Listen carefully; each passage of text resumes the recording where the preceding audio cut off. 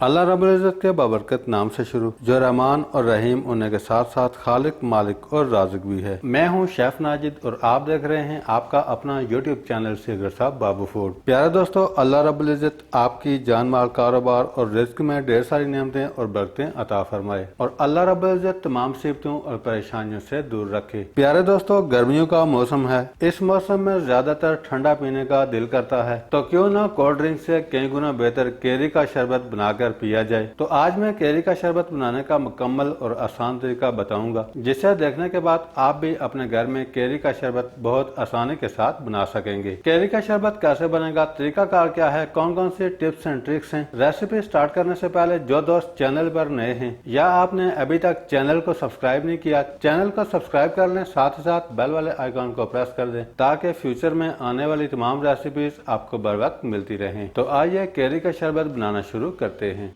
प्यारे दोस्तों, 3 अदद राह आम यानी कि कच्चे आम में लिए हैं। आम अच्छी तरह वॉश कर लिए हैं। अब हम छिलके को उतार देंगे।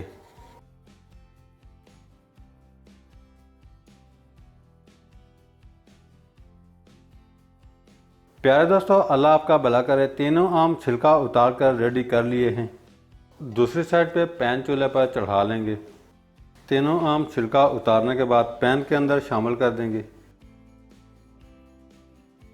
प्यारे दोस्तों, पैन के अंदर इतना पानी शामिल करना है जिसके अंदर तीनों आम अच्छी तरह डिप हो सकें।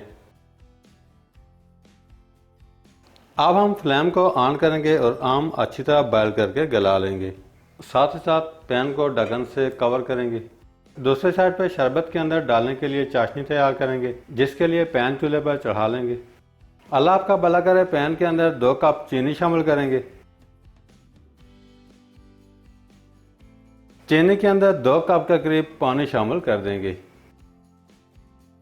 अब हम फ्लेम को ऑन करेंगे और चाशनी को इतना पकाएंगे कि पानी के अंदर चीनी अच्छी तरह मेल्ट हो जाए।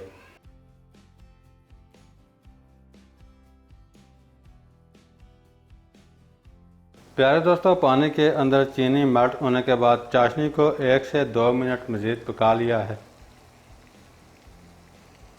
अब हम फ्लेम को बंद कर देंगे। अल्लाह आपका भला करे। 20 से 25 मिनट गुजरने के बाद चेक कर लेते हैं।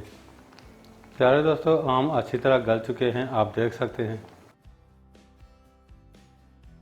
अब हम फ्लेम को बंद कर देंगे।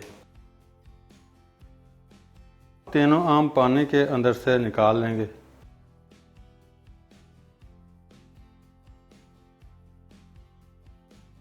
प्लेट के अंदर शामिल कर देंगे।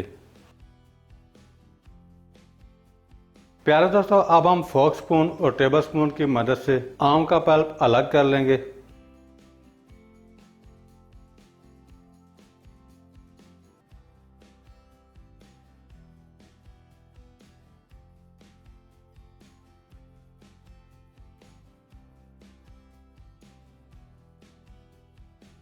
प्यारे दोस्तों, तीनों आम का पल्प अलग कर लिया है।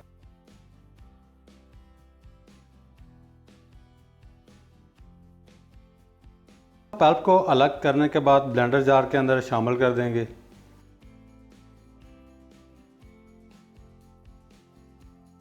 अब हम ढक्कन से कवर करेंगे और पल्प को बारीक पीस लेंगे। थोड़ा सा पानी शामिल कर देंगे।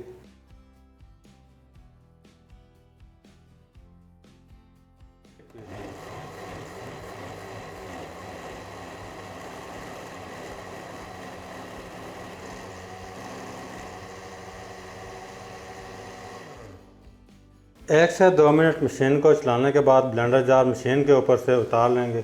तैयार किया हुआ पल्प चाशनी के अंदर शामिल कर देंगे। फ्लेम को ऑन करेंगे। अब हम चमचा चलाएंगे और पल्प को चाशनी के अंदर अच्छी तरह मिक्स करके पकाएंगे।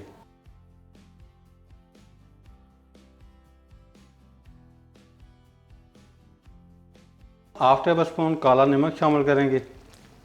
Half table spoon black pepper यानी कि काली मिर्च शामिल करेंगे।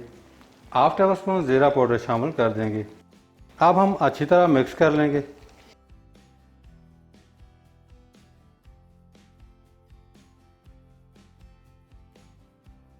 आखिर में मीठे को बैलेंस करने के लिए 2 टेबलस्पून लेमन जूस शामिल कर देंगे और अच्छी तरह मिक्स कर लेंगे।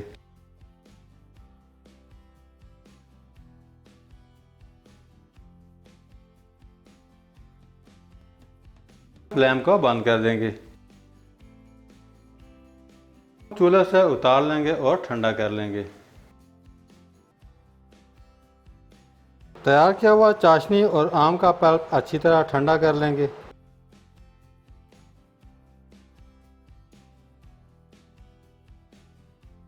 ब्लेंडर जार के अंदर हाफ कप फ्रेश मिंट यानी कि पुदीना शामिल कर देंगे।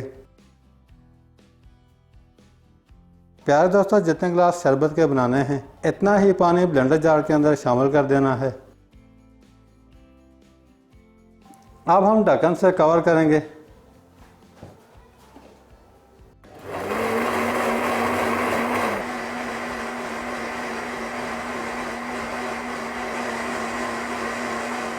एक से 2 मिनट मशीन को चलाने के बाद ब्लेंडर जार उतार देंगे।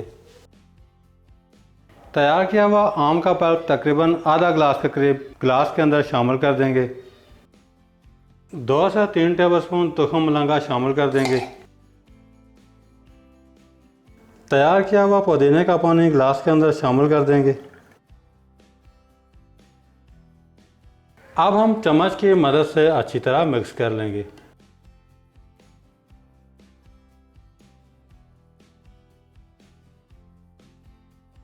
2 से 3 आइस क्यूब गिलास के अंदर शामिल कर देंगे।